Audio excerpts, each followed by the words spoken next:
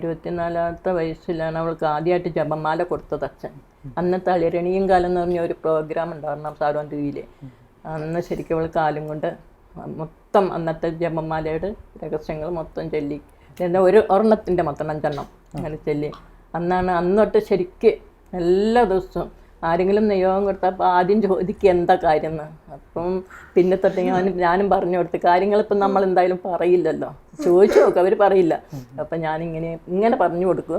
ഈശോനോട് ഇതിങ്ങനെ പറഞ്ഞു, അല്ലെങ്കിൽ മാതാവിനോട് ഇങ്ങനെ പറയുക, ഇന്ന കാര്യങ്ങൾ എന്നോട് പറഞ്ഞിട്ടുണ്ട്, അത് അവർക്ക് സാധിച്ചു കൊടുക്കണേ, എന്ത് തന്നെ ആയാലും സാധിച്ചു കൊടുക്കണേന്ന്. പക്ഷെ കുറേ കാര്യങ്ങൾ അങ്ങനെ സാധിച്ചു അങ്ങനെ വന്നിട്ടുണ്ട്. പറയാനാണെങ്കിൽ നിങ്ങൾക്ക് മറന്നു പോകും.